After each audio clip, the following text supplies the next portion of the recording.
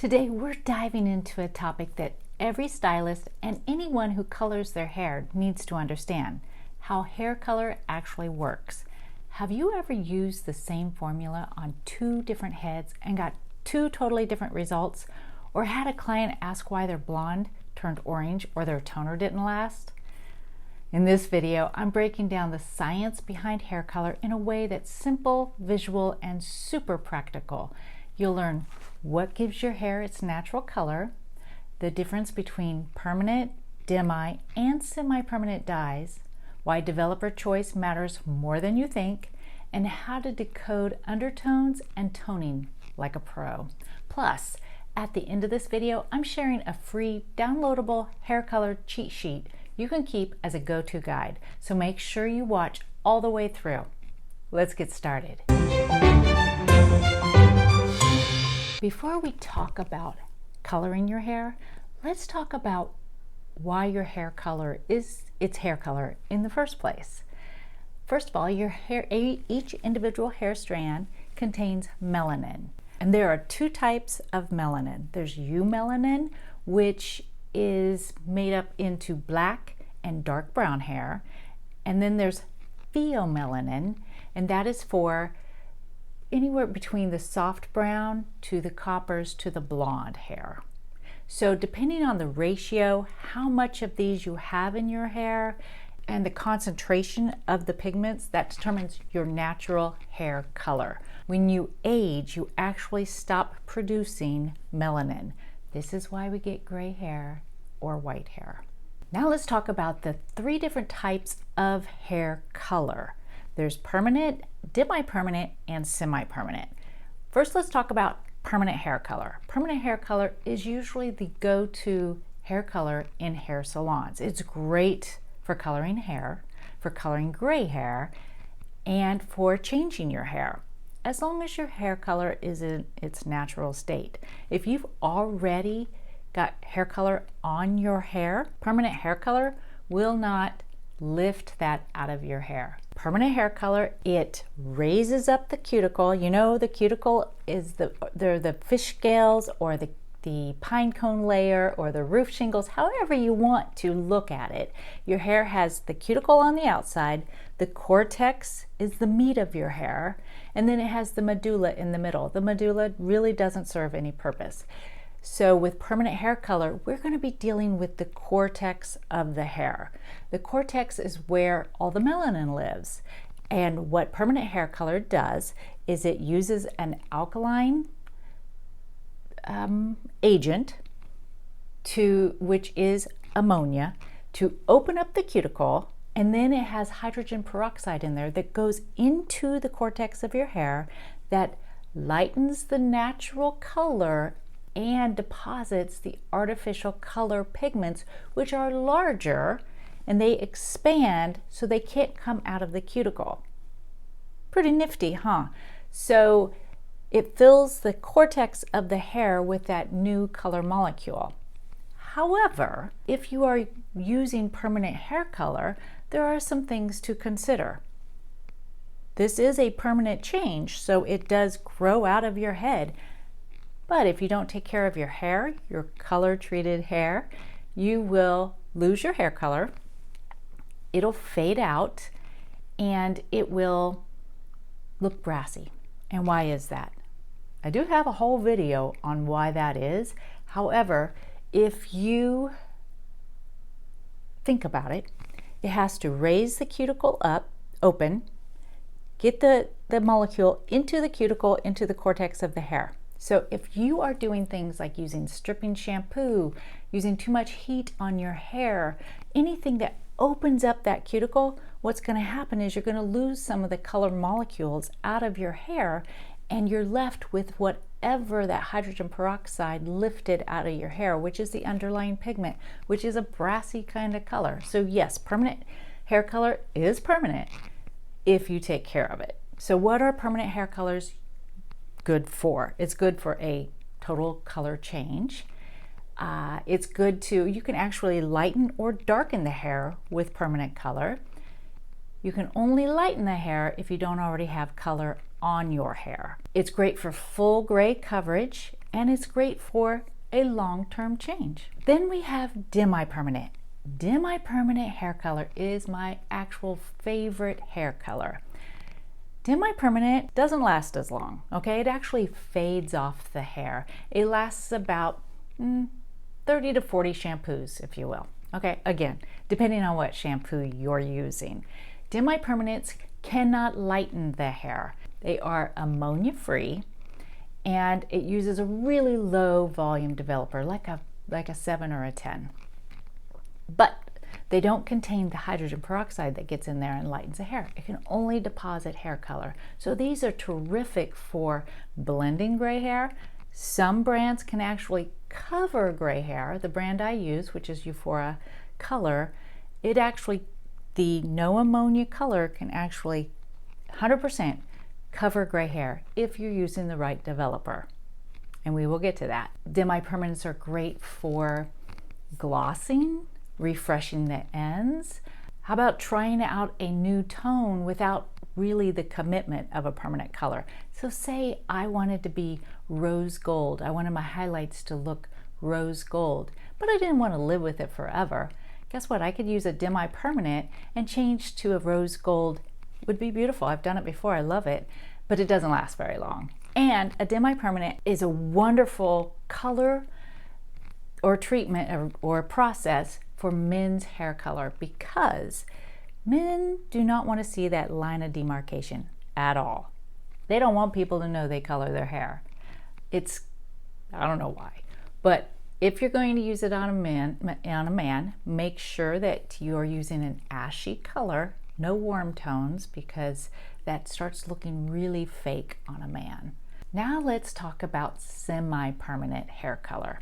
Semi-permanent hair color is the most gentle. No ammonia, no peroxide, no alkalizing developers. In fact, it sits on the outside of the cuticle. It doesn't even penetrate into the cortex of the hair. These are your fun fashion colors. These are your glosses. These are your toners, could be. Sometimes we want toners to last a little bit longer, so you can adjust that with your demi-permanent. And these are great for people who are just trying on color, or if they want to change it all the time. A lot of people use these for events like Halloween. Be careful though, because a semi-permanent hair color, even though it doesn't have any kind of alkalizing agents and it's not supposed to be a permanent color, if your hair is porous at all, from anything from just because your hair is porous, or because you've had previous lightener, or if you've had previous perms on your hair, it will absorb a semi-permanent hair color and stain the cortex of your hair. Yeah. I've had a lot of people come into the salon with stained hair saying, especially after Halloween, saying, hey, I bought this at the Halloween store. I can't get it out of my hair. Yeah, you're right, you can't. So if you are going to be doing some kind of semi-permanent hair color, especially if you want it to come out within 3 shampoos, definitely go to your stylist. Make sure, or be treating your hair beforehand with some great conditioners, some hair mask. Fill in all those holes so you don't have the porosity of porous hair. So, okay. Developers. Why do developers matter? You probably are wondering that yourself. Most salons have 10, 20, 30, 40. However, there's a 5, I have a 5, a 7, a 15. Heck, you can go all the way up to 70, I think it is. I've never dealt with it like anything above 40. I think that would be very, very dangerous for your hair, for your hands, for your skin. But in other countries, they do allow that, and all that does is it just lifts that cuticle, blows it open, goes in quick, gets her done. If you do that and you have success, okay, but I don't know how successful that could be. So I always like to take it slow, take it low, especially if you're using bleach or lightener. We call it lightener in the salon, same thing as bleach.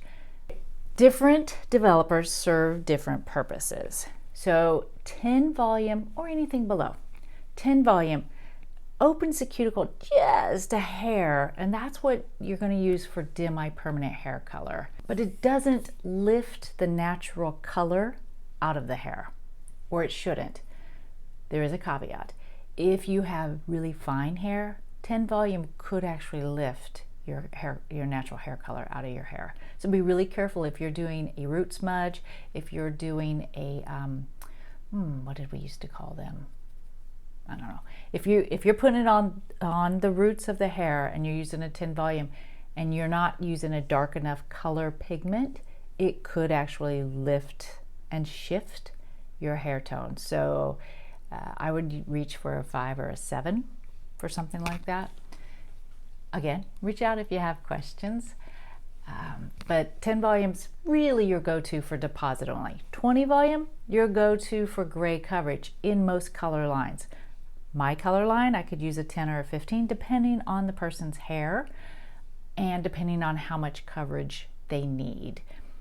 Now, 20 volume, again, most lines, most brands, that's your go-to, that's going to be your gray coverage, but it also is your go-to when you're trying to lift or brighten the natural hair color, 1 or 2 levels of lift. What are levels? Levels of the hair, anywhere between 1 and 10, 1 being black, 10 being the blondest blonde, and anywhere in between. Every color line calls them something different, but for instance, I'm a level 5, 6 naturally. Okay, so you need to know your natural hair tone, hair color, to come up with the best hair color formula for you. Again, that's a whole other video, and I should make that video. Let me know below if you think I should make a video on how to formulate hair color. Really, really simple. And it takes all the brain work out of it, okay? All the confusion out of it. All right, going on, 30 volume. This lifts the hair 2 to 3 shades, 2 to 3 levels. Why would you want this? Say I walked in, natural hair color, right? No, mine's not natural, but say I had natural hair color and I wanted it to be a level 8, which is a lot brighter, okay? 2 levels lighter than what I am, 2 or 3, copper. I could do that without lightener. I could do that with color using a 30 volume developer that would lift my hair 2 to 3 levels and then deposit the right amount of color on top of it, and I'd be lighter and brighter. 40 volume, that is the highest that I've ever had in my salon, and this is used for high lift blondes or quicker bleach development. I would be really, really careful using 40 volume with bleach because again, it's going to blow that cuticle open and it's probably not going to be, it won't feel very good. So I use 40 volume mostly for my high lift blondes, and anybody who knows me, I love high lift blondes. What are those, Denise? High lift blondes actually live in the levels 11 and 12, and yes, I know I said levels were 1 through 10. Those are natural levels. If you want to be lighter, brighter, platinum, there's the 11 and 12s. Now the 11 and 12s, the lighter you get, the less pigment you have in that bottle of color. So in 11 and 12, you might have just a smidgen drop of hair color pigment in the bottle versus black, if you will, level 1, the whole bottle's filled with pigment. Again, hopefully you can visualize that. So anyway, so when you're using high lift tint, I would use it in highlighting, and it's usually for people with levels 7, 8, 9, 10. So blondes, okay? So if you're starting with a natural blonde, you can use a high lift tint, maybe an ashy color, and it's so beautiful because what it does is it lifts, and then deposits just enough ashy tone to it to take that yellow out of the hair, and then you don't have to tone it at the bowl. I love it, especially if you're highlighting and you're not very quick at highlighting. You don't have to worry about it over processing because it's just going to stop developing. So if you're highlighting with a high lift tint, you don't have to worry about it becoming already over processed before you get to a different section. If you're a hairstylist, especially if you're a new hairstylist, you know exactly what I'm talking about because sometimes it just takes a while. Hopefully, the developers you need to be strategic on what developer you are choosing for what you are doing on your client. Now let's talk about toning. Toning is a science all in itself. This is where the magic is. So say you just highlighted someone's hair with bleach, okay? And then you're wondering, why do they always put a toner on at the bowl? Well, first off, I'm of the belief that even if you highlight the hair and it comes out the perfect shade of whatever blonde you were looking for, just using lightener, I feel like you still need to put a toner on there because of the pH of the toner is going to seal that cuticle right back down. If you just do the bleach and shampoo that off, first of all, it's really, really rough and your cuticle is still shut wide open and it's going to take a few days for it to calm back down. And who's saying that you're using the right things to calm it back down, conditioners, things like that? It's just going to be real rough. And if you've ever seen highlighted hair that doesn't have a toner on it, it looks like highlighted hair. It's not natural looking. It looks highlighted. So if you are highlighting someone's hair, usually, well, always, when you lift natural hair color out of the hair, you're going to expose an underlying pigment. And what do I mean by that? If you are lifting, lightening someone who's got really dark hair, black or really dark brown hair, you're going to expose a red underlying pigment. If you've got someone with dark brown to even dark blonde hair, you're going to lift it and it's going to expose an orange or a yellow underlying pigment. Most people don't want that. So what you're going to do is you're going to neutralize the underlying pigment. So you've just lifted the hair color out and you've exposed this underlying pigment. You need to put something on top of that, keep it light and bright, but just neutralize that underlying pigment. And that's where we go to the color wheel. The color wheel's our friend. You know, we had it in art class. So say highlighted my hair, okay, and I pulled this orange color. Well, if you look at the color wheel, the opposite of orange is blue. So you would want to use something with a blue undertone pigment in it as your toner, whether that is blue shampoo, whether that's blue conditioner, whether that's a blue, something with blue in it toner. If you were a blonde and you had a yellow undertone, you would use purple. And then green cancels red. So if you have somebody with really dark hair and you've just highlighted them and it looks like red highlights, or if you have anybody come in and say, hey, I've got red in my hair, green cancels out red. So you could put something with a green undertone on their hair at the same level as what they are, and it would be beautiful. It'd be neutralize that, it'd be beautiful. But without toner, bleached hair looks like bleached hair every time, every single time. So why does hair color vary from person to person? How come you can't put one tube of color on the same person all the time? If you're a stylist, you know we have a lot of clients who are level 6 gray hair. So why can't you just pull a level 6 neutral brown and stick it on every single person and it work? I gotta tell you, we used to use a line of color that was how they thought, until we all wanted to be, you know, unique and individual, and we decided that, hey, we can actually be artists with this. It doesn't actually work the same on every single person. There's no way that you can take a tube of color and put everything you need in it and get exact results every single time with one tube of color. You just can't do it. Because why? Because everybody's different. Everybody's hair is different. The porosity is different. Their hair color history is different. Lordy, lordy. Please ask about hair color history. And if you're not, and if somebody comes in and you're not unsure, please take a strand test. And if you're unsure what a strand test is, let me know. I'll have a conversation. A strand test in the salon has saved so many disasters in the salon, so many times. A strand test is needed to take a wonderful transformation. It can either be a wonderful transformation because you already know what you're going to be doing, or it's definitely a way to avoid disaster too. People take different medications that can affect what's going on in the hair. Minerals in the water. If you live down the street and you're on well water, but your friend lives in the city and they're on city water, and you have the same type of hair, but it's going to develop differently. If you don't get those minerals off the hair before you put the hair color on, it could be disastrous. It could turn completely orange.